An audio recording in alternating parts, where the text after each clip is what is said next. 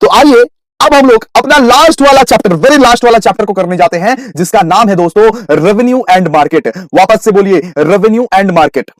सबसे पहले हम लोग पढ़ेंगे what is the meaning of market. किसको बोलते हैं मार्केट? आप लोग किसको मार्केट समझते हो? भैया मार्केट उस जगह को बोला जाता है जहां पे बायर्स और सेलर्स इंटरैक्ट करते हैं, जहां पे बायर्स और सेलर्स इंटरैक्ट करते हैं, और जहां पे different different kinds of goods मिलते हैं, durable goods, non durable goods, consumer goods, producer goods. जिस मार्केट में डिफरेंट डिफरेंट टाइप्स के गुड्स मिलते हैं, उस चीज को, उस जगह को हम लोग क्या बोलते हैं? मार्केट। सो एक प्रॉपर डेफिनेशन बोलिए ना भैया। सो यहां पे आपको प्रॉपर डेफिनेशन आपके कॉपी में ही लिखवा दिया गया था फर्स्ट क्लास में। अटेंड किए हो कि नहीं? रेगुलर नहीं अटेंड किया हो तो कोई बात नहीं, यहां पे समझ लो, बाद में कॉपी में नोट कर लेना। Market can be defined, market can be defined as all those buyers and sellers of a goods और services that influence the prices. Market वो जगह है जहां पे बायर्स और सेलर्स मिलके प्राइस को इन्फ्लुएंस करते हैं, प्राइस को डिसाइड करते हैं। जिस तरह से प्रोडक्ट का डिमांड रहेगा उस तरह से प्राइस डिसाइड रहेगा। ठीक है, आइए अब हम लोग नेक्स्ट बात पढ़ते हैं। अब हम लोग नेक्स्ट चीज पढ़ेंगे, क्लासिफिकेशन ऑफ मार्केट। क्या पढ़ेंगे दोस्तों? मार्केट को आप कितने तरीकों से क्लासिफाई कर सकते हो। तो in economics generally the classification is made on basis of area, time, nature of transactions, regulations, volume of business and types of competition. यानी कि मार्केट को आप बहुत तरीकों से क्लासिफाई कर सकते हो दोस्तों। एरिया के हेल्प से, टाइम के हेल्प से, नेचर ऑफ ट्रांजैक्शन के हेल्प से, रेगुलेशन के हेल्प से, वॉल्यूम ऑफ बिजनेस के हेल्प से और टाइप ऑफ कंपटीशन के हेल्प से। ये सुंदर सुंदर नोट्स मैंने पहला क्लास में ही आपको बनवा दिया था, बस आपको इसी नोट से पढ़ना है और कोई जन्नत जहां किसी भी नोट से नहीं पढ़ना है। बस एजे पे विश्वास रखो, बस मुझ पे विश्वास रखो, मैं हूं ना। चलिए आइए, सबसे पहले हम लोग पढ़ेंगे कि एरिया के हिसाब से मार्केट को कैसे हम लोग क्लासिफाई कर सकते हैं। एरिया के हिसाब से मार्केट को किस तरह से हम लोग क्लासिफाई कर सकते हैं। तो दोस्तों याद कीजिए मेरे साथ, एरिया के हिसाब से चार एरिया होते हैं। एक लोकल मार्केट, एक रीजनल मार्केट, एक नेशनल मार्केट, एक इंटरनेशनल मार्केट। एक लोकल मार्केट, एक रीजनल मार्केट, एक नेशनल मार्केट, एक इंटरनेशनल मार्केट। वापस से एरिया के हिसाब से कैसे क्लासिफाई कर सकते हो? Local market, regional market, national market, international market. Local market, regional market, national market, international market. Local market में क्या होता है? लोकल मार्केट में पेरिशेबल गुड्स मिलता है। लोकल मार्केट में क्या मिलता है? Perishable goods like eggs, milk, vegetable. जो गुड्स 2-3 दिन में खराब हो जाता है, जो गुड्स कम चलता है, जो गुड्स 1-2 दिन या 3 दिन में खराब हो जाता है, वो सब सारा सामग्री आपको लोकल मार्केट में मिलता है। ठीक है, market for perishable goods like eggs, milk, vegetables. Regional market में क्या मिलता है? रीजनल मार्केट में सेमी ड्यूरेबल गुड्स मिलता है, जैसे कि क्लोथ्स, अम्ब्रेला। रीजनल मार्केट में क्या मिलता है दोस्तों? सेमी ड्यूरेबल गुड्स मिलता है, जो ज्यादा ड्यूरेबल भी नहीं है और कम ड्यूरेबल भी नहीं है, जैसे क्लोथ्स हो गया, अम्ब्रेला हो गया। नेशनल मार्केट में क्या मिलता है? लग्जरी कमोडिटी, ड्यूरेबल गुड्स मिलता है। नेशनल मार्केट में दोस्तों ड्यूरेबल गुड्स मिलता है। In this market durable goods and industrial items are exchange, जैसे कि TV, AC car. TV, AC car आपको कहां पे मिलेगा? नेशनल मार्केट में। इंटरनेशनल मार्केट में भैया क्या मिलता है? इंटरनेशनल मार्केट में आपको मिलेगा gold, silver, diamond. International market में आपको क्या क्या मिलेगा? Gold, silver, diamond. तो ये था मार्केट को एरिया के हिसाब से क्लासिफाई किए। इस तरह से हम लोग मार्केट को एरिया के हिसाब से क्लासिफाई किए। वापस से रिपीट कर देते हैं, मार्केट को अगर एरिया के हिसाब से क्लासिफाई करेंगे तो 4 तरह का क्लासिफिकेशन निकलेगा: local market, regional market, national market, international market. अब मार्केट को हम लोग टाइम पीरियड के हिसाब से क्लासिफाई करेंगे। अब किसके हिसाब से क्लासिफाई करेंगे? टाइम पीरियड के हिसाब से। सबसे पहले वेरी शॉर्ट, सबसे पहले ध्यान दीजिए, याद कीजिए मेरे साथ, very short market. Very short market किसको बोलते हैं? It refers to that type of market which the commodities are perishable. जो मार्केट में कमोडिटीज बहुत पेरिशेबल नेचर का है, 2-3 दिन में खराब हो जाता है, उस मार्केट को क्या बोला जाता है? उस मार्केट को वेरी शॉर्ट मार्केट बोला जाता है। जो मार्केट में कमोडिटीज पेरिशेबल नेचर का होता है, यानी कि 2-3 दिन में खराब हो जाता है दोस्त, 2-3 दिन में खराब हो जाता है, उस मार्केट को क्या बोला जाता है? उस मार्केट को वेरी शॉर्ट मार्केट बोला जाता है। शॉर्ट मार्केट फिर किसको बोला जाता है भैया? शॉर्ट मार्केट फिर किसको बोला जाता है? Short period market is a period which is slightly longer than very short market. जो वेरी शॉर्ट से ज्यादा है उसको बोलेंगे शॉर्ट मार्केट। जो वेरी शॉर्ट पीरियड मार्केट से ज्यादा है उसको बोलेंगे वेरी शॉर्ट मार्केट। क्लियर? इसके बाद लॉन्ग मार्केट, जहां पे बहुत ज्यादा एडिक्यूट टाइम अवेलेबल रहता है, आप आराम से सप्लाई करो। आप जैसे कि लेस का चिप्स का पीरियड क्या रहता है? वैलिडिटी क्या रहता है? 4 महीना, 6 महीना। वो लॉन्ग मार्केट में सेल हो सकता है। अगर लेस का चिप्स का पैकेट एक प्रोड्यूसर 6 महीना रखेगा, एक दुकानदार 6 महीना रखेगा, तो 6 महीना बाद भी बिक जाएगा। वो लॉन्ग मार्केट में सेल होता है, बिकॉज वो पेरिशेबल कमोडिटी नहीं है। और वेरी लॉन्ग मार्केट में बहुत सारे स्टॉक्स ऐसे रहते हैं, जैसे कि गोल्ड, सिल्वर, उसको कितना भी साल, 10-10 साल तुम रखो, कोई दिक्कत नहीं है। ठीक है, तो वेरी शॉर्ट मार्केट में 2-3 दिन चलेगा। शॉर्ट पीरियड मार्केट में 1 महीना, 2 महीना चलेगा। लॉन्ग पीरियड मार्केट में 6 महीना चलेगा, वेरी लॉन्ग पीरियड मार्केट में 1 से लेके 5 साल तक चलेगा। ठीक है, तो इतना आप लोग याद कर लोगे इसको, बिल्कुल आप लोगों को ये लर्न करना है। इसके बाद अब हम लोग पढ़ेंगे कि नेचर ऑफ ट्रांजैक्शन के हिसाब से कौन कौन सा मार्केट होता है। नेचर ऑफ ट्रांजैक्शन के हिसाब से 2 टाइप का मार्केट होता है, याद कीजिए। नेचर ऑफ ट्रांजैक्शन के हिसाब से 2 टाइप का मार्केट होता है। एक मार्केट का नाम है स्पॉट मार्केट, एक मार्केट का नाम है फ्यूचर मार्केट। तुम एक शॉपकीपर के पास गया, शॉपकीपर को बोला कि भैया एक लेस का चिप्स का पैकेट देना, तुम हाथों हाथ पैसा दिया और लेस का चिप्स का पैकेट ले लिया। वो कौन सा मार्केट में होता है? वो स्पॉट मार्केट में होता है। वो स्पॉट मार्केट में होता है, यस दोस्तों, वो स्पॉट मार्केट में होता है। अब दूसरा सिनेरियो लेते हैं। तो तुम कोई शोरूम में गया और टीवी को बुक करा दिया। एक एलईडी टीवी खरीदने के लिए तुम गया शोरूम में, उन्होंने बोला कि पैसे देकर जाओ, आपका वो एलईडी टीवी 2 दिन बाद डिलीवर हो जाएगा। 2 दिन बाद डिलीवर हो जाएगा, वो होता है फ्यूचर मार्केट। तो स्पॉट मार्केट जो होता है ना, spot market refers to those market where goods are transferred on spot. दुकान जाते हो, दुकान वाला को पैसे देते हो और सामान लेके आते हो, वो कौन से मार्केट में होता है? वो स्पॉट मार्केट में होता है। My dear friends, chat box में फटाफट से लिखिए हाउ इज द जोश गाइस। आपका जोश खत्म हो गया? आपका जोश क्या खत्म हो गया? हाउ इज द जोश? हाउ इज द जोश? जोश लाओ फटाफट से। स्पॉट मार्केट क्या होता है? Spot market refers to those market where goods are transferred on the spot. And future market, what is future market दोस्तों? It is related to those transaction which involves contract of the future date. तो अगर future date में delivery होने वाला है तुम्हारा LED TV, तो वो फ्यूचर मार्केट में होगा। इमीडिएटली तुमको कुछ चीज मिल जा रहा है, पैसा दो गुड्स लियो, पैसा दियो गुड्स लियो, तो वो स्पॉट मार्केट में होता है। पैसा दियो गुड्स बाद में लियो, वो होता है फ्यूचर मार्केट में। क्लियर? चलिए अब हम लोग पढ़ेंगे रेगुलेशन के हिसाब से कितना टाइप का मार्केट होता है। एक होता है रेगुलेटेड मार्केट, एक होता है अनरेगुलेटेड मार्केट, एक होता है रेगुलेटेड मार्केट, एक होता है अनरेगुलेटेड मार्केट।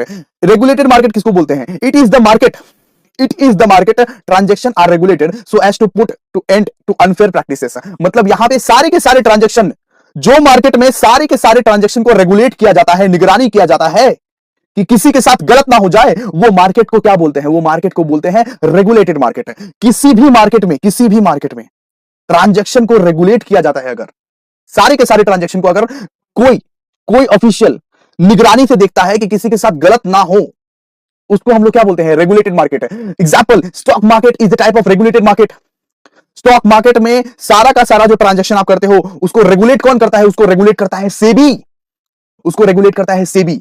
सेबी देखता है कि कोई आपके साथ फ्रॉड तो नहीं कर रहा है। एंड अनरेगुलेटेड मार्केट मतलब जस्ट खुल्लम खुल्ला जाओ, रिटेल शॉप में जाओ, जो मार्केट तुमको दिखता है सामने वाला, वो अनरेगुलेटेड मार्केट है। और stock market is example of regulated market. Clear? आइए वॉल्यूम ऑफ बिजनेस के हेल्प से आप पढ़ेंगे वॉल्यूम ऑफ बिजनेस का टाइप्स। एक होता है होलसेल मार्केट, एक होता है रिटेल मार्केट। होलसेलर बल्क में सामान बेचता है। क्या? होलसेलर बल्क में सामान बेचता है। The wholesale market is the market where the commodities are bought and sold in bulk and large quantities. तो जो मार्केट में बल्क में कमोडिटी सेल किया जाता है, उसको होलसेल मार्केट बोला जाता है। जो मार्केट में स्मॉल क्वांटिटी में सेल किया जाता है, उसको रिटेल मार्केट बोला जाता है। अरे अपना पास का लाला दुकान देखो, वो स्मॉल में बेचता है ना, वो स्मॉल क्वांटिटी में बेचता है ना तुमको, उसको बोलोगे रिटेल मार्केट। लेकिन अगर भोज भंडारा करना है तुमको, तो तुमको एक होलसेलर से सामान लेना पड़ता है ना, तो वो होता है होलसेल मार्केट। सिंपल सा बात है। क्लियर? अब हम लोग देखते हैं कंपटीशन के बेसिस पे। अब हम लोग क्या देखेंगे? कंपटीशन के बेसिस पे। तो कंपटीशन के बेसिस पे 2 टाइप्स होते हैं, एक होते हैं परफेक्ट, एक होते हैं इम्परफेक्ट। एक होते हैं परफेक्ट, एक होते हैं इम्परफेक्ट। परफेक्ट के 2 टाइप्स, परफेक्ट कंपटीशन, मोनोपोली।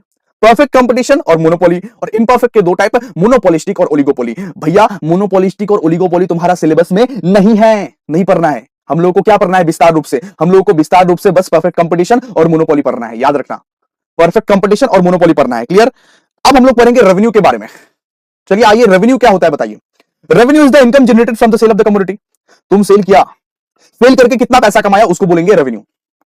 मान लो तुमको कोई 100 पेन दे दिया और तुम मार्केट में ले जाके उसको बेच दिया, उसको बेच के कितना इनकम कमाया, उसको बेच के जितना पैसा आया, उसको बोलोगे रेवेन्यू। बहुत गधा लोग बोलता है कि रेवेन्यू और प्रॉफिट एक है। प्रॉफिट मतलब मुनाफा।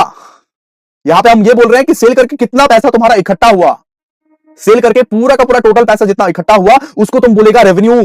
ठीक है? प्रॉफिट मतलब तो हो गया मुनाफा, रेवेन्यू माइनस कॉस्ट करना पड़ेगा प्रॉफिट के लिए। क्लियर है?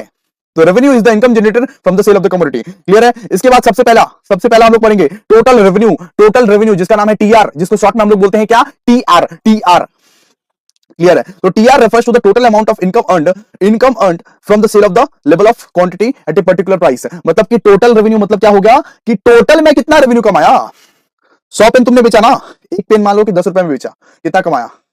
एक पेन 10 रुपए में बेचा, कितना कमाया? 1000 रुपए। बस निकल गया। 1000 इंटू 10 कर दो भैया। एक पेन अगर 10 रुपए में बेचा और 100 पेन बेच रहा हूं तो इसका मतलब क्या है? इसका मतलब टोटल रेवेन्यू हमारा 1000 है। क्लियर? मक्खन मक्खन मक्खन, चैट बॉक्स में पूरा बोलो, सब कोई बोलो मक्खन मक्खन मक्खन मक्खन मक्खन मक्खन। बोलो बोलो बोलो बोलो बोलो फटाफट से, इंतजार कर रहा हूं तुम्हारे वजह से। देखो आगे नहीं बढ़ रहा हूं, कंसेप्ट आगे तभी बढ़ूंगा जब तुम सारे के सारे बोलोगे क्लियर मक्खन क्लियर मक्खन क्लियर मक्खन, फटाफट से चलो आ जाओ। अभी हम लोग करेंगे एवरेज रेवेन्यू। एवरेज रेवेन्यू क्या होता है? Average revenue is the revenue earned by per unit of quantity sold. मतलब कि एक यूनिट क्वांटिटी सोल्ड करके, एक पेन सोल्ड करके कितना कमाया तुम, ये निकालने के लिए क्या करना पड़ेगा? Average revenue. यार टीआर बाई क्यू कर दो ना, सीधा सा बात है। टीआर बाई क्यू कर दो, आप टीआर बाई क्यू कर दो। इसका मतलब देखो आप कितना कमाए थे, आप 1000 रुपए कमाए थे, 1000 बाई 100 कर दो, सिंपल सा बात है। यहां पे आपका क्या निकल जाएगा? 10, और 10 रुपए आपका प्राइस भी था। तो A R equals to P भी होता है गधा, याद है ना तुमको, समझाए थे। तो देखो टीआर का फॉर्मूला क्या होता है? पी इंटू क्यू, और नीचे में क्यू है, क्यू क्यू कट गया, तो A R equals to P भी। A R equals to P भी होता है, average revenue equals to P, है ना। प्राइस को ही तुम एवरेज रेवेन्यू बोलता है, ठीक है। और ए आर का दूसरा फॉर्मूला क्या होता है? TR by Q, TR by Q, TR by Q, ठीक है। अब देखो मार्जिनल रेवेन्यू। मार्जिनल रेवेन्यू क्या होता है? MR is the change in TR due to sale of one extra unit. मतलब कि एक एक्स्ट्रा यूनिट सेल करके, एक एक्स्ट्रा यूनिट तुमने सोल्ड करके कितना चेंज किया। MR is the change in TR due to sale of one extra unit, due to sale of one extra unit. मतलब कि एक एक्स्ट्रा यूनिट सोल्ड करके, एक एक्स्ट्रा यूनिट सोल्ड करके तुमने कितना रेवेन्यू कमाया, उसके लिए हम लोग क्या निकालते हैं? एमआर। एक एक्स्ट्रा यूनिट बेच के मैंने कितना रेवेन्यू कमाया, उसके लिए हम क्या निकालते हैं? MR, marginal revenue. Marginal revenue का फॉर्मूला क्या होता है? Change in TR by change in Q, change in TR by change in Q. चलिए आइए अब नेक्स्ट पर आप। बहुत ही कम लेक्चर्स बाकी है, बहुत ही कम टाइम बाकी है, 10 मिनट में हम लोग पूरा वाइंड अप कर लेंगे दोस्तों। हिम्मत बनाए रखिए। हाउ इज द जोश गाइस? हाई बोलिए, high high high sir, high sir बोलिए, एकदम चैट बॉक्स पूरा हिला दीजिए फटाफट से। आइए अब हम लोग पढ़ेंगे परफेक्ट कंपटीशन के बारे में। परफेक्ट कंपटीशन के बारे में पढ़ेंगे। सबसे पहले फीचर्स पढ़ते हैं परफेक्ट कंपटीशन का। सबसे पहला feature, there are large number of buyers and sellers. एक परफेक्ट कंपटीशन मार्केट में दोस्तों, एक मिनट में चेक कर लेता हूं कैमरा, ठीक है। एक परफेक्ट कंपटीशन मार्केट में दोस्तों लार्ज नंबर ऑफ बायर्स भी रहते हैं और लार्ज नंबर ऑफ सेलर्स भी रहता है। ना बायर का अभाव है, ना सेलर का अभाव है, सब कोई है। एक परफेक्ट कंपटीशन मार्केट में there are large number of buyer and large number of sellers. Second feature, the product is homogeneous. Product बिल्कुल सब एक जैसा दिखता है, एक जैसा। सब्जी मार्केट में गए हो तो सारा का सारा चीज सब्जी ही है, सब सब्जी ही बेच रहा है। पुचका मार्केट में गए हो तो सबके सब पुचका ही बेच रहा है। कॉलेज स्ट्रीट गए हो तो सबके सब बुक्स ही बेच रहा है। तो द प्रोडक्ट इज होमोजीनियस, सबके पास सेम प्रोडक्ट है दोस्तों, सारे के सारे प्रोडक्ट आइडेंटिकल इन नेचर है, same to same, duplicate copy. Clear है?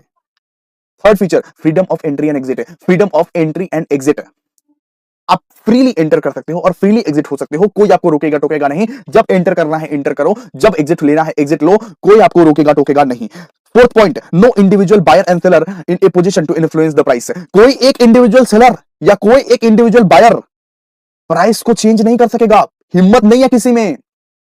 प्राइस जो डिसाइड होती है ना, वो इंडस्ट्री डिसाइड करती है। इसलिए हम लोग बोलते हैं industry is the price maker. In perfect competition industry is the price maker and firm is the price taker. Firm बस प्राइस ले सकती है, फर्म खुद का प्राइस बना नहीं सकती है दोस्तों, बिकॉज बहुत सारे फर्म है यहां पे, बहुत सारे सेलर्स है, बहुत सारे बायर्स है। अगर फर्म खुद की मर्जी से प्राइस बनाया तो गुड़गोबर हो जाएगा पूरा। इसलिए industry is the price maker, वो पर्टिकुलर इंडस्ट्री प्राइस बनाती है और firm is the price taker, just ऐसे ले लेती है, जस्ट ऐसे ले लेती है। जैसे कि एग्जामिनेशन में क्या होता है, आपका दोस्त लिखता है, आप उसका कॉपी बस ऐसे करके ले लेते हो, वैसे ही इंडस्ट्री प्राइस बनाता है, उसका प्राइस को बस ले लिया जाता है। जैसे एग्जाम में क्या होता है, मतलब कि पास वाला बंदा एकदम लिखे जा रहा है, लास्ट में आप क्या करते हो, मेहनत सारा क्या वो और कॉपी ऐसे करके लेके लिखने लगते हो। तो बिल्कुल वैसे ही industry is the price maker, सारी मेहनत करता है इंडस्ट्री और firm is the price taker. Clear है? Firm is the price taker. इसके बाद इसका इलास्टिसिटी कैसा रहता है? इसका इलास्टिसिटी रहता है परफेक्टली इलास्टिक, परफेक्टली इलास्टिक, ठीक है। परफेक्टली इलास्टिक का हम एक एग्जांपल दिए थे, 4 पुचका वाला है, मैं भी हूं एक पुचका वाला, अदनान, एजे, रोहन और रोहित, 4 पुचका वाला है यहाँ पे। मान लीजिए सब कोई 10 रुपए में बेच रहा था, रोहन को एक चुल बचा। रोहन बोला कि हम अपना प्राइस को थोड़ा सा बढ़ा देंगे क्योंकि हमें तो फॉरेन ट्रिप जाना है। रोहन ने 11 रुपए कर दिया, उसका धंधा बंद हो गया, उसका धंधा पूरा का पूरा बंद हो गया क्योंकि सारे के सारे जन तो टेस्ट एंड प्रेफरेंस सब कुछ सेम था ना दोस्तों। अगर सब कोई पानी पूरी बेच रहा है एक लाइन में, सब कोई पानी पूरी बेच रहा है, अगर रोहन 1 रुपया ज्यादा बढ़ा के ले लेगा फिर तो दिक्कत हो जाएगा, फिर तो दिक्कत हो जाएगा। रोहन से कौन खाएगा? रोहन का डिमांड सट से जीरो हो जाएगा, सट से जीरो। तो एक परफेक्टली कंपटीशन मार्केट में ऐसा होता है दोस्तों। सब्जी मार्केट में जाके देखो, सारे के सारे सब्जी वाला एक ही रेट बोलेगा, बड़ा वाला सब्जी मार्केट लेकिन जाना पड़ेगा, सारे के सारे सब्जी वाले एक ही रेट बोलेगा, ठीक है। कोई भी अगर मान लो कि रोहन यहां पे 1 रुपया भी ज्यादा ले रहा है ना, फिर उसे तुम नहीं खरीदोगे, उसका डिमांड जीरो, सीधा बात है। अगर कम भी करेगा तो किसी को भी पुसाएगा नहीं, सब आके उसको बोलेगा अरे मैं भी अब कम करूंगा, सिंपल सा बात है। तो परफेक्ट कंपटीशन मार्केट में सबका प्राइस सेम होना चाहिए, सबका टेस्ट एंड प्रेफरेंस सेम होना चाहिए, सब चीज सेम होना चाहिए। इसीलिए ये एक परफेक्टली इलास्टिक मार्केट है। The elasticity of perfect competition market is perfectly elastic, ठीक है, परफेक्टली इलास्टिक। आइए अब हम लोग पढ़ेंगे प्राइस एंड आउटपुट डिटर्मिनेशन। अब हम लोग क्या पढ़ने वाले हैं दोस्तों? प्राइस एंड आउटपुट डिटर्मिनेशन के बारे में पढ़ेंगे हम लोग। आइए सबसे पहले यहां पे देखिए, ये एक इंडस्ट्री का यहां पे चार्ट बनाया गया है। ये मैंने क्या बनाया है? ये इंडस्ट्री का चार्ट बनाया है। और जैसे कि आप लोगों को पता है कि डिमांड एंड सप्लाई के इंटरेक्शन से हम लोग प्राइस को डिसाइड करते हैं, तो वैसे ही डिमांड एंड सप्लाई के इंटरेक्शन से इंडस्ट्री में प्राइस डिसाइड होता है, और वही प्राइस को फर्म ले लेता है। बस वही प्राइस को सिंपली, ये वाला जो प्राइस जा रहा है ना, ये क्या कर रहा है? इंडस्ट्री, ये इंडस्ट्री है, इंडस्ट्री पूरा का पूरा मेहनत कर रहा है यहां पे, और यही सेम प्राइस को फर्म ले ले रहा है। यही सेम प्राइस को, ये जो बॉर्डर के पार है यहां पे फर्म है, यही सेम प्राइस को फर्म ले ले रहा है। और इसको आप प्राइस भी बोल सकते हो, एआर भी बोल सकते हो, एमआर भी बोल सकते हो, प्राइस भी बोल सकते हो, एआर भी बोल सकते हो, एमआर भी बोल सकते हो। ये चीज आपको पता है ना कि प्राइस को एआर भी बोला जाता है। यस भैया, आपने तो अभी सिखाया हमको, आपने तो अभी सिखाया कि प्राइस को एआर भी बोला जाता है। आपने अभी अभी सिखाया हमको, कंसेप्ट को ताजा ताजा क्लियर किया, तो फिर वापस से सिखा दीजिए दोस्तों। आइए सिखा देते हैं। देखिए प्राइस यहां पे 10 10 10 10 10 लिख दिए, यहां पे ध्यान दीजिए, प्राइस यहां पे 10 10 10 10 10 लिख दिए। क्वांटिटी कितना है? 1 2 3 4 5, क्वांटिटी है 1 2 3 4 5। टीआर आप लोग देखिए, टीआर कितना है? 10, यहां पे 20। टीआर कैसे निकलता है? Price into quantity. Total revenue कैसे निकलता है? Price into quantity. तो 10 इंटू 2, 10 इंटू 3, यहां पे 30, 10 इंटू 4 40, 10 इंटू 5 50। तो ये टीआर निकल गया। अब ये बताओ कि एवरेज रेवेन्यू कितना निकलेगा हर एक केस में? एवरेज रेवेन्यू तो भैया यहां पे 10 ही निकलेगा हर एक केस में, क्योंकि price equals to average revenue, जैसे कि आप लोग ने बताया था ऑलरेडी। प्राइस जो रहेगा वही तो एवरेज रेवेन्यू है, फालतू का निकाल के क्या करेंगे? और एमआर भी क्या निकलेगा? एमआर भी हर एक केस में 10 ही तो निकलेगा। तो क्या आप ऐसा बोल सकते हो AR equals to price equals to MR? Chat box में प्लीज लिखो क्लियर है कि नहीं है। क्या आप बोल सकते हो AR equals to price equals to MR? क्या आप बोल सकते हो AR equals to price equals to MR? तो ये वाला जो लाइन है, ये वाला लाइन को आप price slash AR slash MR तीनों बोल सकते हो आप। क्लियर है? अब हम लोग आउटपुट डिटर्मिनेशन के बारे में सीखेंगे। क्या सीखेंगे? प्लीज चैट बॉक्स में लिखिए, अब तक जो हम लोग ने पढ़ा वो क्लियर है कि नहीं, प्लीज प्लीज प्लीज फटाफट से। देखिए अब हम लोग पढ़ेंगे आउटपुट डिटर्मिनेशन के बारे में।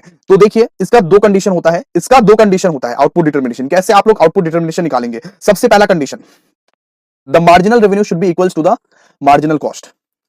एमआर इक्वल्स टू एमसी होना चाहिए, एमआर इक्वल्स टू एमसी होना चाहिए। The marginal revenue should be equals to the marginal cost. Equal मतलब ये वाला पॉइंट होना चाहिए, इक्वल होना चाहिए। ये एमआर पॉइंट है, ये वाला जो डैश है ये एमआर पॉइंट है। एक मिनट में आपको बना के ही दिखा देता हूं। देखिए ये जो है ये एमआर पॉइंट है, और यहां पे देखिए ये इक्वल पॉइंट है। नॉर्मली ये है एमसी वाला कर्व, यहाँ पे नीचे से हम लोग जो टाने हैं अभी, ये हम लोग एमसी वाला कर्व टाने हैं। और ये जो इक्विलिब्रियम पे पॉइंट आया है ना, इसको ही हम लोग बोलते हैं एमआर इक्वल्स टू एमसी। ये पॉइंट जो है हाईलाइट पोर्शन में हाईलाइट कर रहे हैं आपके सामने, इसको हम लोग बोलते हैं MR equals to MC. Clear है? समझ में आ भी गए हो? चलो आगे, चलो अब हम लोग शॉर्ट रन के बारे में जानते हैं। शॉर्ट रन में क्या क्या होता है? देखो शॉर्ट रन में या तो नॉर्मल प्रॉफिट होगा, या तो सुपर नॉर्मल प्रॉफिट होगा, या तो लॉस होगा। तीन चीज होता है शॉर्ट रन में, नॉर्मल प्रॉफिट भी होता है, सुपर नॉर्मल प्रॉफिट भी होता है, लॉस भी होता है। तीन चीज होता है। क्या क्या होता है बताइए? Normal profit, super normal profit and loss भी होता है। तो देखिए इन the short run A firm will attain equilibrium position, at the same time it may earn super normal profit. ठीक है, सुपर नॉर्मल प्रॉफिट भी कमा सकता है, नॉर्मल प्रॉफिट भी कमा सकता है, और लॉस भी कमा सकता है। तो दोस्तों नॉर्मल प्रॉफिट कब कमाएगा? When AR equals to AC, when AR equals to average total cost, when average revenue equals to average total cost. जब average revenue equals to average total cost है, उस मोमेंट को हम लोग क्या बोलेंगे? Normal profit. याद रखिएगा, इतना कंसेप्चुअल अंडरस्टैंडिंग मैराथन में कोई भी आज तक नहीं दिया होगा।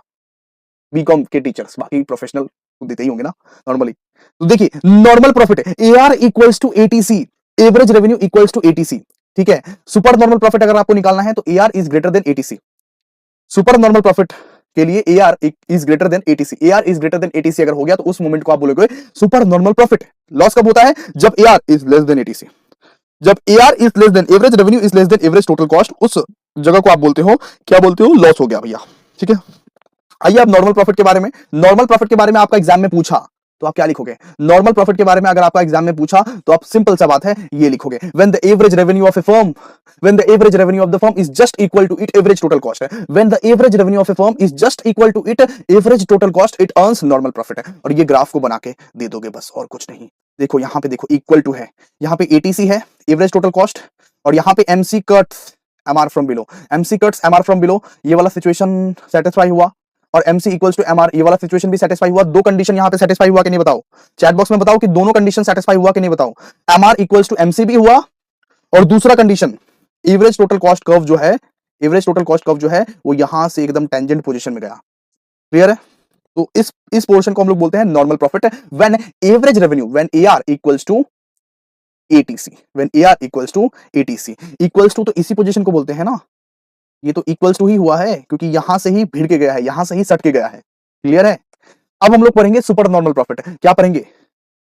Super normal profit. Super normal profit मतलब कि भाई बहुत औकात से ज्यादा प्रॉफिट हो गया, औकात से ज्यादा प्रॉफिट हो गया, हमके औकात से ज्यादा प्रॉफिट हो गया। तो कौन से सर्कमस्टेंसेस में देखने को मिलता है? AR is greater then ATC। जब average revenue is greater then ATC रहता है तब उस मोमेंट को हम लोग क्या बोलते हैं? Super normal profit. When a firm earn super normal profit, its average revenue are more than its average total cost. जब एक फर्म अर्न करता है सुपर नॉर्मल प्रॉफिट, उसका जो एवरेज रेवेन्यू रहता है ना वो एवरेज टोटल कॉस्ट से ज्यादा रहता है। Thus in the addition normal rate of profit the firm earned super normal profit. ठीक है, क्लियर है? यहां पे देखिए, यहां पे ATC एकदम नीचे से गया है, ATC एकदम नीचे से गया। एवरेज टोटल कॉस्ट मतलब कि खर्चा यहां पे देखिए, ये पॉइंट को ध्यान दीजिए दोस्तों, आपकी भलाई के लिए बोल रहे हैं। खर्चा यहां पे नीचे है और रेवेन्यू ऊपर है, इसका मतलब क्या है? खर्चा कम रेवेन्यू ज्यादा, खर्चा कम रेवेन्यू ज्यादा, खर्चा कम रेवेन्यू ज्यादा, खर्चा कम रेवेन्यू ज्यादा। इसका मतलब क्या है? Super normal profit. भाई बंपर प्रॉफिट हो गया भाई, बंपर प्रॉफिट, बहुत ज्यादा प्रॉफिट हो गया। तो जितने से यहां पे प्रॉफिट हुआ है वो लाइन कहां है? कॉस्ट इतना लगा है और यहां पे देखिए रेवेन्यू यहां है, तो सिंपल सा बात है, ये लाइन को आप क्या बोलोगे? Super profit. ये लाइन को क्या बोलोगे? सुपर प्रॉफिट है। और देखिए दोनों कंडीशन यहां पे सेटिस्फाई हो रहा है। MC curve cuts from below and MC curve equals to MR। Equals to MR कब हो रहा है? इस पॉइंट में हो रहा है। इक्वल्स टू MR कब हो रहा है? इस पॉइंट में हो रहा है। क्लियर है? चलिए अब लॉसेस के बारे में पढ़ते हैं। लॉसेस क्या होता है? When AR is less then AC, when AR is less then AC, जब एवरेज रेवेन्यू AC से कम है। ATC देखिए यहां पे ऊपर है, ATC देखिए यहां पे ऊपर है, और AR यहां पे देखिए नीचे है। इस केस में क्या हो रहा है? इस केस में लॉस हो रहा है। तो जितना डिफरेंस आपको दिख रहा है वो डिफरेंस एक बॉक्स में बना दीजिएगा, बस ये लॉसेस है। सिंपल सा बात है। ये देखिए ये AR है, रेवेन्यू यहां है इस बार, और कॉस्ट यहां है। कॉस्ट ज्यादा, खर्चा ज्यादा, रेवेन्यू कम, खर्चा ज्यादा, रेवेन्यू कम। और ये जो गैप दिख रहा है, ये जो हाथों के बीच में जो गैप दिख रहा है उसको क्या बोलोगे आप? लॉस। ये जो हाथों के बीच में गैप दिख रहा है उसको क्या बोलोगे? लॉस। सिंपल सा बात है, लॉस। खत्म खत्म, और क्या? खत्म। अब हम लोग पढ़ेंगे long run equilibrium of A perfect competition market. क्या पढ़ेंगे? Long run equilibrium of A perfect competition market. तो भाई देखो, एक एक करके हम लोग सब कुछ पढ़ते हैं। आइए शुरू करते हैं। सबसे पहले, in a perfect competition market there are the entry and exit of the firm. क्या ये बात आप मानते हो कि एक परफेक्ट कंपटीशन मार्केट में एंट्री एंड एग्जिट होता रहता है? क्लियर है? और therefore if existing firm are earning super profit, अगर एग्जिस्टिंग फर्म सुपर प्रॉफिट कमा रही है, इन द शॉर्ट जो भी फर्म है सुपर प्रॉफिट कमा रही है। क्या आप लोग गोंधोराज मोमो के बारे में सुने हो क्या, जो ट्रेंडिंग हुआ था कुछ दिन पहले? गोंधोराज मोमो के बारे में सुने हो क्या, जो ट्रेंडिंग हुआ था कुछ दिन पहले? बिल्कुल सर, बिल्कुल बिल्कुल, चैट बॉक्स में लिखिए। तो उसको देख के बहुत सारा मोमो वाला ने ना गोंधोराज मोमो बनाना स्टार्ट कर दिया। तो शॉर्ट रन में सक्सेस देख के, शॉर्ट रन में कुछ फर्म्स का सक्सेस देख के बहुत सारा फर्म एंटर होने का कोशिश करता है। बहुत सारा फर्म सोचता है कि इस मुनाफे में प्रॉफिट है, तो ये तो लॉन्ग रन है ना। लॉन्ग रन में बहुत सारे प्रोड्यूसर्स आ जाएंगे उस मार्केट में, कैप्चर करेंगे। इससे क्या होगा? कि रेवेन्यू कम जाएगा, प्रॉफिट कम जाएगा, कंपटीशन बढ़ जाएगा, रेवेन्यू कम जाएगा। ठीक है, therefore if existing firm are earning super profit in the short, मतलब अगर एग्जिस्टिंग फर्म जो है, अगर 2-4 फर्म जो है वो बहुत ही अच्छा प्रॉफिट कमा रहा है वो बिजनेस करके शॉर्ट रन में, तो बहुत सारा लोग इंस्पायर होके आएगा उस मार्केट में, क्योंकि free entry and free exit है, जैसे कि आप लोगों को पता है। तो इसके वजह से क्या होगा कि supply of the commodity increases, supply बढ़ेगा और डिमांड घटेगा, सप्लाई बढ़ेगा और डिमांड घटेगा, और प्राइसेस जो है वो नीचे चला जाएगा, रेवेन्यू भी नीचे चला जाएगा। तो लॉन्ग रन में क्या होता है भाई? बहुत बड़ा नुकसान का सामना करना पड़ता है। तो लॉन्ग रन में याद रखना कि कभी भी सुपर नॉर्मल प्रॉफिट नहीं होगा, कभी भी super normal profit long run में नहीं होता है। सिर्फ और सिर्फ नॉर्मल प्रॉफिट होता है। सिर्फ और सिर्फ क्या होता है? नॉर्मल प्रॉफिट होता है। क्लियर है? On the other hand the demand for the factors of production राइसेस, मतलब कि यहां पे प्रोड्यूसर लोग क्या करेगा, प्रोड्यूसर लोग ना डिमांड करेगा फैक्टर्स ऑफ प्रोडक्शन का, फैक्टर्स ऑफ प्रोडक्शन का जो डिमांड रहेगा ना वो धीरे धीरे करके राइज होता रहेगा, which pushes up the prices and so the cost of production rises. जब फैक्टर्स ऑफ प्रोडक्शन का डिमांड, जब मतलब कि प्रोड्यूसर को ज्यादा करके खर्चा करना पड़ेगा, वही चीज के लिए, वही लैंड, वही लेबर, वही एंटरप्रेन्योर, वही कैपिटल के लिए ज्यादा करके खर्चा करना पड़ेगा, तब प्रोड्यूसर लोग क्या करेगा, ज्यादा प्रोडक्शन कर ही नहीं पाएगा, सिंपल सा बात है, क्योंकि कॉस्ट ऑफ प्रोडक्शन राइजेस। ठीक है, वहां पे क्या हो रहा है, वहां पे सप्लाई बढ़ रहा है फालतू का, रेवेन्यू कम रहा है, डिमांड कम रहा है, और उल्टा यहां पे क्या हो रहा है कि फैक्टर ऑफ प्रोडक्शन का प्राइसेस बढ़ रहा है, लैंड, लेबर, कैपिटल का प्राइसेस बढ़ रहा है, तो प्रोड्यूसर के लिए बहुत ही ज्यादा करके समस्या हो जाता है लॉन्ग रन में। इसीलिए लॉन्ग रन में कोई भी ज्यादा प्रॉफिट नहीं कमाता। देख लो, लॉन्ग रन में 5 साल 10 साल अगर कोई सोचेगा कि एक बिजनेस को मैं चमका के रख दूंगा 10 साल में, तो कोई इतना ज्यादा प्रॉफिट नहीं कमा सकता लॉन्ग रन में। लॉन्ग रन में बहुत ज्यादा फर्म्स घुसेगा। क्लियर है, ये प्रैक्टिकल लाइफ में भी ये है। इसके बाद डज द प्राइस लाइन और AR curve will go down and cost curve will go up, तो कॉस्ट ज्यादा हो जाएगा और एआर नीचे डाउन में चला जाएगा, कॉस्ट ज्यादा हो जाएगा, एआर डाउन में चला जाएगा। तो यहां पे देखिए, hence in long run firm only earn normal profit है, तो लॉन्ग रन में फर्म सिर्फ नॉर्मल प्रॉफिट कमाएगा, सिर्फ नॉर्मल प्रॉफिट कमाएगा। क्लियर है, यहां पे देखिए ये इंडस्ट्री का है, और ये बिल्कुल आप लोग देख सकते हैं कि नॉर्मल प्रॉफिट जब कमाता है तब बिल्कुल यू शेप रहता है।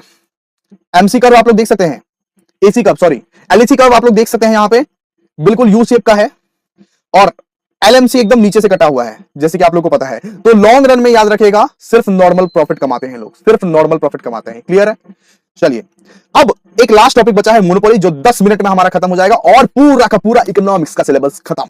सो मोनोपोली मार्केट में भी हम लोग ने बहुत सारा कंडीशंस पढ़ा था। सबसे पहला condition MC equals to MR होना चाहिए, एमसी इक्वल्स टू एमआर होना चाहिए, और दूसरा condition MC curve must cut MR from below, MC curve must cut MR from below. तो देखिए, जो हम अभी ग्राफ दिखाए हैं आपको, जो हम अभी स्टीपर वाला ग्राफ दिखाया है, इनइलास्टिक कर्व वाला, उसी में सब कुछ बनेगा। यहां पे देखिए, सबसे पहले यहां पे एमसी कट रहा है नीचे से, एमसी यहां से नीचे से कट रहा है, ठीक है, और ये तो एमआर वाला पोर्शन आपको दिख ही रहा है, ये इक्विलिब्रियम पॉइंट पे सबसे पहले MC cuts MR from below हो गया, और एमसी इक्वल्स टू एमआर भी हो गया। दोनों कंडीशंस को सेटिस्फाई होना पड़ेगा, बिल्कुल इसी ग्राफ में बनाएंगे, सुपर नॉर्मल प्रॉफिट और losses. Either super normal profit होता है या तो लॉसेस होता है। ठीक है, चलिए आगे यहां पे देखते हैं। सबसे पहले सुपर नॉर्मल प्रॉफिट को देखिए दोस्तों, सुपर नॉर्मल प्रॉफिट को देखिए। सुपर नॉर्मल प्रॉफिट कौन सा सिचुएशन को बोला जाता है? When average revenue is greater than the average cost, when average revenue is greater than the average cost. ध्यान दीजिए, ये एटीसी है ना, यहां पे देखिए बी है, बी लिखा हुआ है, ठीक है, एक मिनट यहां पे आ नहीं रहा है, यहां पे देखिए ये बी लिखा हुआ है, ये एटीसी कर्व है, मतलब कि यहां पे कॉस्ट देखिए, यहां पे कॉस्ट कम है और रेवेन्यू ज्यादा है। ये रेवेन्यू वाला है, ये रेवेन्यू वाला लाइन जा रहा है, तो यहां पे ये ए पॉइंट दिया हुआ है, यहां पे बी पॉइंट दिया हुआ है, तो यहां पे देखिए रेवेन्यू ज्यादा है और कॉस्ट कम है। अगर मुनाफा ज्यादा है, कॉस्ट कम है, मुनाफा ज्यादा है, कॉस्ट कम है, तो उसको क्या बोलोगे आप? सुपर नॉर्मल प्रॉफिट ना। When AR is greater than AC, when AR is greater than AC, that point of circumstances is known as super normal profit. Clear है, क्लियर है। चलिए ये वाला ए है, यहां पे ये देख लीजिए ए है, यहां पे ऑलरेडी यहां पे लिखा हुआ है ए और यहां पे लिखा हुआ है बी।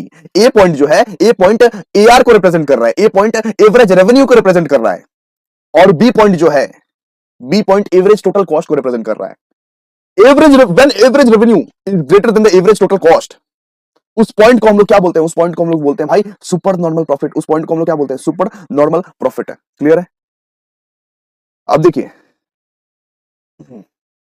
अब यहां पे ए पॉइंट है, यहां पे बी पॉइंट है, ये एआर वाला पॉइंट है, यहां पे भी सेम, सबसे पहले एमसी कट हुआ है, इसके बाद ऊपर से यहां पे कॉस्ट का कर्व गया है। तो इस सर्कमस्टेंसेस में क्या हुआ? लॉसेस कैसे होते हैं? When AR is less then AC, तो लॉस जरूर होता है। जब एआर एसी से कम है, जब एवरेज रेवेन्यू एवरेज कॉस्ट से कम है, यहां पे देखिए एवरेज रेवेन्यू का ये कर्व है बी पॉइंट, और एवरेज कॉस्ट का देखिए आप ए पॉइंट है, तो यहां पे क्या दिख रहा है हम लोगों को? एवरेज रेवेन्यू कम है एवरेज कॉस्ट से, एवरेज रेवेन्यू कम है एवरेज कॉस्ट से, ये एवरेज रेवेन्यू, ये एवरेज कॉस्ट, तो इसलिए यहां पे लॉसेस आपको दिख रहा है। तो दोनों कंडीशन सबसे पहले सेटिस्फाई कर देना। सबसे पहले क्या करना? सबसे पहले एक स्टीपर वाला ग्राफ बना लेना, एक ऐसे वाला ग्राफ बना लेना सबसे पहले, ठीक है, ये वाला एआर, और ये तो ज्यादा ही चौड़ा बन गया, सॉरी, ये वाला एआर, ये वाला एमआर, एमआर उसके बीच से काटना, ठीक है, एमआर उसके क्या काटना? बीच से काटना। उसके बाद दो कंडीशंस को फॉलो करना है। क्या क्या कंडीशंस को फॉलो करना है? सबसे पहले एमसी कर्व को नीचे से काटना है। इसके बाद देखो लॉसेस अगर हुआ है तो ऊपर से काटना, एसी को एकदम ऊपर से काटना, ठीक है। इसके बाद देखो ये पॉइंट को मार्क कर लेना, बस हो गया। ठीक है, तो यहाँ पे उतना अच्छा डायग्राम नहीं बन रहा है, लेकिन तुम बहुत ही अच्छे से बना सकते हो डायग्राम। ठीक है, लैपटॉप में कर रहे हैं ना बाबू, तो चलिए आइए अब हम लोग आगे बढ़ते हैं। ठीक है, अब हम लोग लॉन्ग रन इक्विलिब्रियम के बारे में पढ़ेंगे। तो even in the long run the monopoly continues to earn super normal profit है। तो ये बात आप लोग समझ लो कि लॉन्ग रन में भी मोनोपोली सुपर नॉर्मल प्रॉफिट ही कमाएगा, और कोई गुंजाइश है ही नहीं। लॉन्ग रन में भी मोनोपोली क्या कमाएगा? सुपर नॉर्मल प्रॉफिट ही कमाएगा, सुपर नॉर्मल प्रॉफिट ही कमाएगा, बिकॉज मोनोपोली के साथ कोई कंपटीशन करने वाला है ही नहीं। मोनोपोली के साथ कौन कंपटीशन करेगा? The monopoly firm can continue to earn super profit even in the long run. This is because entry to the market for new firm is blocked. तो लॉन्ग रन इक्विलिब्रियम के बारे में पूछा ना, तो यहां से लेके यहां तक लिख देना आराम से। ठीक है, however it is unable to recover variable cost, it should shut down. अगर या तो लॉसेस होगा या तो सुपर नॉर्मल प्रॉफिट होगा। ठीक है, या तो लॉस होता है या तो सुपर नॉर्मल प्रॉफिट होता है। क्लियर सा बात है। ठीक है, तो लॉन्ग रन में भी मोनोपोली सुपर नॉर्मल प्रॉफिट ही कमाएगा, लेकिन अगर लॉसेस हो गया तो सीधा शट डाउन करना पड़ेगा, क्योंकि वेरिएबल कॉस्ट को कवर करने के लिए पैसा नहीं है। ठीक है, यहां पे देखो, ये एटीसी का कर्व है, यहां पे एमसी गया है, और ये जो पोर्शन तुम बोल सकते हो, ये पोर्शन ए और ये बी। ठीक है, या मतलब कि यहां पे लॉन्ग रन का दिखाया हुआ है कि लॉन्ग रन यहां पे एआर है और यहां पे एवरेज टोटल कॉस्ट है। तो याद रखना कि लॉन्ग रन में भी हमेशा सुपर नॉर्मल प्रॉफिट ही कमाएगा, क्योंकि कोई कंपीट करने के लिए नहीं है इसके साथ, कोई दूसरा कंपटीशन में नहीं है। अब हम लोग पढ़ेंगे प्राइस डिस्क्रिमिनेशन। आइए, सबसे पहला, what is price discrimination? Price discrimination बोलते किसको है? So price discrimination occurs when a producer sells a specific commodity or service to a different buyers at two or different prices for reasons not associated with difference in cost। मतलब कि price differentiation, price discrimination उसको बोलते हैं कि जब एक buyer एक ही commodity को दूसरे मार्केट में दूसरे दाम पे सेल कर रहा है। एक ही कमोडिटी को दूसरे मार्केट में दूसरे प्राइस पे सेल कर रहा है। मान लो यहां पे आईफोन मिल रहा है ₹50,000 में, मिलेगा नहीं लेकिन बोल रहे हैं फिर भी। दिल्ली में आईफोन मिल रहा है ₹90,000 में, मुंबई में आईफोन मिल रहा है ₹80,000 में। तो उसको आप क्या बोल सकते हो? उसको आप बोल सकते हो प्राइस डिस्क्रिमिनेशन। डिस्क्रिमिनेशन किया जा रहा है, अलग अलग जगह पे अलग अलग प्राइस, अलग अलग जगह पे अलग अलग प्राइस, तो उसको हम लोग क्या बोलेंगे? Price discrimination. तो price discrimination is the method of pricing adopted by the monopolist in order to earn abnormal profit. तो मोनोपोलिस्ट का ये तरकीब है, मोनोपोलिस्ट का ये क्या है? तरकीब है to earn abnormal profit. Monopolist जब ज्यादा लालची हो जाता है ना, तब सोचता है अरे यहां से भी यहां डिमांड ज्यादा जा रहा है, प्राइस बढ़ा दो इसका। डिफरेंट मार्केट में डिफरेंट गुड्स को डिफरेंट प्राइसेस में बेचता है, उस प्राइसेस को क्या बोलते हैं? Price discrimination. क्या बोलते हैं? Price discrimination. It refers to the practice of charging different prices for different units of the same commodities. तो इसका मतलब क्या है कि डिफरेंट प्राइसेस को चार्ज करना सेम कमोडिटी के लिए, तो इसको हम लोग बोलते हैं प्राइस डिस्क्रिमिनेशन। फर्स्ट कंडीशंस पढ़ेंगे अभी। First condition, control over supply. Control over supply, the seller have full control over the supply of the product. तो सेलर के पास पूरा का पूरा कंट्रोल है, जो ये बेचेगा, जो ये प्राइस डिस्क्रिमिनेशन करेगा, उसके पास पूरा का पूरा कंट्रोल है कि कितना सप्लाई किधर करना है, कितना सप्लाई किधर करना है।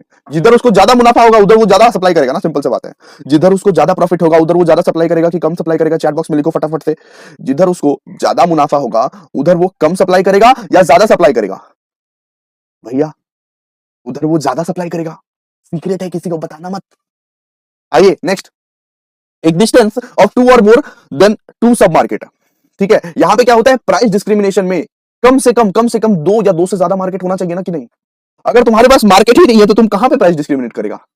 कहां पे प्राइस डिस्क्रिमिनेट करेगा? ब्रांचेस होना चाहिए ना। जैसे कि म्यूमूर सिर्फ कोलकाता में है, सिर्फ कोलकाता में। वो अगर डिस्क्रिमिनेशन करेगा भी तो कहां कहां करेगा?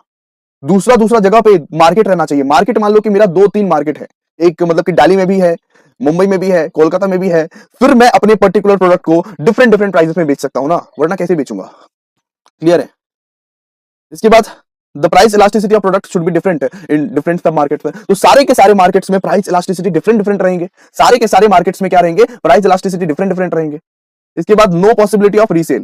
तो रीसेल का कोई भी पॉसिबिलिटी नहीं है, दोबारा वापस से आप सेल नहीं कर सकते। दोबारा वापस से आप क्या नहीं कर सकते? सेल नहीं कर सकते। It should not be possible for the buyer of low priced market to resell the product to the buyer of high priced market. मतलब कि एक बार तुमने लो प्राइस मार्केट में बेच डाला, फिर वही पर्टिकुलर प्रोडक्ट को वही बायर से लेके तुम हाई प्राइस मार्केट में जाके बेच दोगे क्या?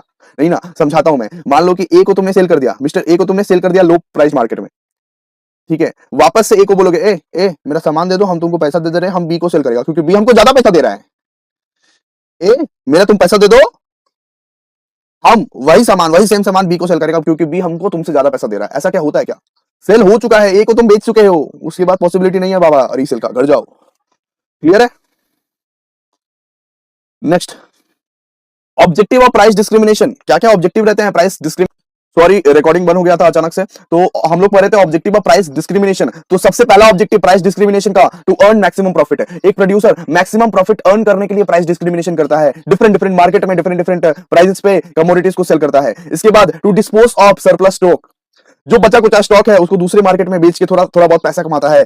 एक ऑब्जेक्टिव क्या रहता है? To dispose of surplus stock. बहुत सारा स्टॉक जो रहता है ना एक प्रोड्यूसर का बच जाता है, वो बचा हुआ स्टॉक को किसी दूसरे मार्केट में वो अगर बेच देगा तो उसका प्रॉफिट जनरेट हो जाएगा, पैसा आ जाएगा थोड़ा बहुत भी, है ना। इसके बाद to enjoy economics of scale.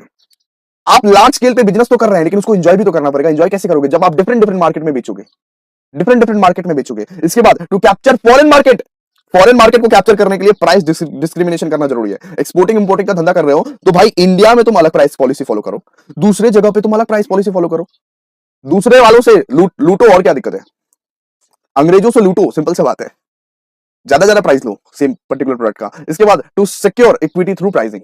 तो इक्विटी को भी तुम मार्केट शेयर को भी सिक्योर कर सकते हो, जो लोग वो शेयर में पैसा लगाए हैं उसका भी मार्केट शेयर को तुम सिक्योर कर सकते हो। क्लियर है कि नहीं बताओ? तो प्राइस डिस्क्रिमिनेशन भी हम लोग यहां पे कर लिए और हमारा जो मैराथन है फाइनली एंड हो चुका है। इकोनॉमिक्स का मैराथन बहुत ही अच्छे से हमारा एंड हो चुका है। ये सब हमारा पोर्शन नहीं है, जितना हम पढ़ाए हैं उतना ही पढ़ना है, ठीक है।